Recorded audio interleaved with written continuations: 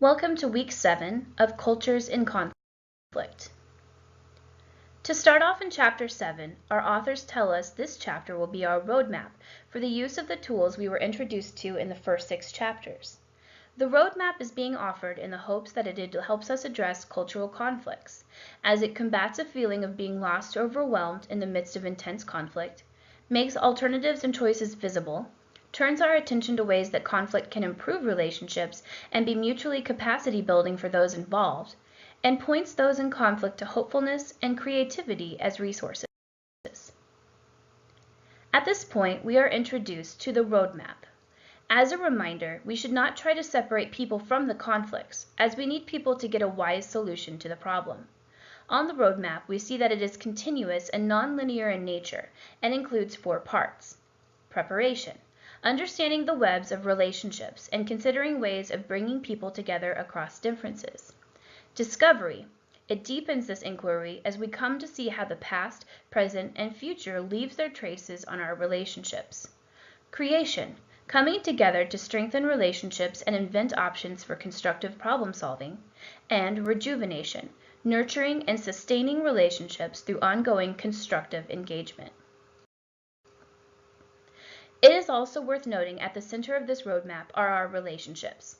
We are reminded without creative engagements between people, our approaches towards conflict resolution are doomed to fail. As we embark on this process, we need to understand there are 2 important aspects of the preparation to do so. The first aspect is the people involved, and them having open minds and hearts to contribute to a positive atmosphere for engagement. The second aspect is the preparation for the process. What this means is conducting an assessment of the situation, identifying those who need to be part of the process and what their cultural lenses are, and finally the development of a range of approaches that will or may help bridge the differences within the conflict. One of the first steps in our roadmap is preparation. The first consideration in this step is to ensure we are creating a positive atmosphere for those involved. This can simply be done by ensuring the location of the meeting is a neutral one, a place where people can feel free to engage in constructive and creative interactions without being judged, looked down upon, or being made to feel like they are of a lesser status than any others involved in the process. Physical considerations such as discussion groups in circles, so there is no head, or situating chairs with no tables, so there are no perceptions of barriers, are great ideas. For most people, food represents hospitality and can often make a group feel more at ease. Music, singing, or other group activities often bring people together and helps open the door for good lines of communication. Once the physical aspects of the preparation process have been addressed, the following things should be considered. Assessing the situation. This can include the group doing a review or assessment of what the group already knows, asking what types of cultural differences may be influencing people and the conflict, and what does each person want. Identifying who is involved. While this may sound basic, depending upon the cultural understandings within the group, it may not be as simple as one might think. Some believe a manager should be present to show his or her support for the process, while others don't want them present because they feel the presence of management would make people not want to speak freely. If any of these feelings are present, the issue should be discussed and a decision on how to handle the issue should be agreed upon. Developing approaches to deal with differences. As we discussed in Chapter 3, every culture has its own cultural starting points, or norms, and those must be considered when dealing with conflict. All cultures have different ways of dealing with conflict. Some prefer a direct, face-to-face discussion, while other cultures handle conflict with the help of a third party acting as an intermediary. To aid in the discovery process, we must be willing to explore past and present relationships in the context of envisioning desired futures to meet people's needs and aspirations. What this means is we must reflect upon and learn what roots the group in conflict faced in the past and ensure present explorations are juxtaposed with the vision of the future. Exploring the past and the present, and the reason for exploring the past and the present, in context is to give us some ideas on how to move forward. To do this, we must determine how the conflict started, what has happened and is happening with the conflict, who has been involved, what are the dynamics of the relationships of those involved, what are the cultural starting points of those involved, and how are people affected by what has happened with the conflict to this point. At the heart of this process is the capacity of expressiveness, as discussed in Chapter 4. We must understand every culture exhibits a variety of approaches to expression and be willing to be tolerant of this fact. Envisioning the future. To do this, we must discuss and discover common goals, needs, and values. During this process, we will discover and identify obstacles to our visions, and then identify ways to overcome them. It's through the envisioning process that imagination, certainty, and positive expectations flourish. One of the best ways for the discovery stage is to explore and discuss past-present differences or visions of the future. The creation stage is essentially where we decide to take action. The group has explored, discussed, and learned about the past, and has envisioned where they want to be in the future. In this step, we will do 3 things: invent options, implement plans, and adjust as necessary. Inventing options. At this stage, the groups basically make their mission statement. Otherwise, when it is all said and done, this is what they, or the group, hopes to accomplish. The focus in this stage must be on constructive resolution of intercultural conflict through relationship building. Resolutions may range from interpersonal outcomes, like deciding what to have as a group meal, to organizational decisions, such as creating a system to ensure equality in group representation. In some situations, bringing in a third party can be helpful, with helping people iron out conflict and invent options.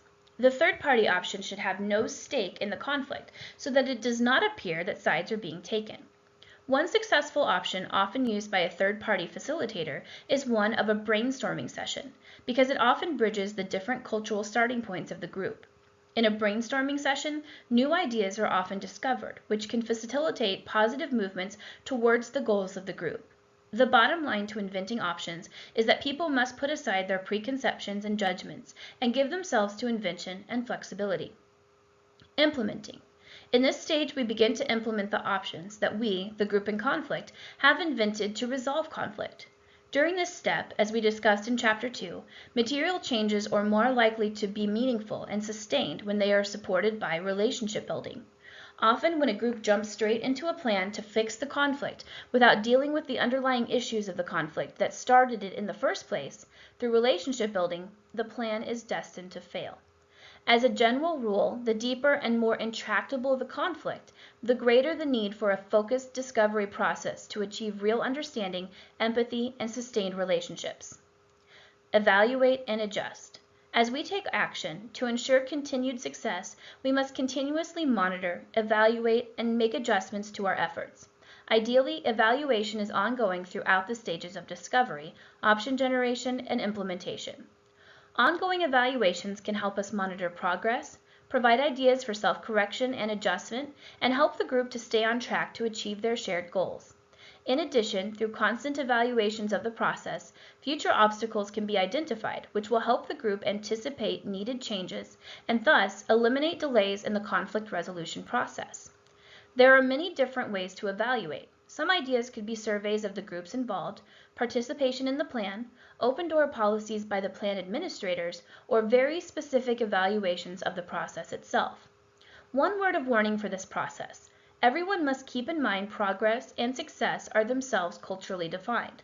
What one group may define as successful or progress, the other group may not. It is for this reason that continuing dialogue with all involved in the conflict is essential.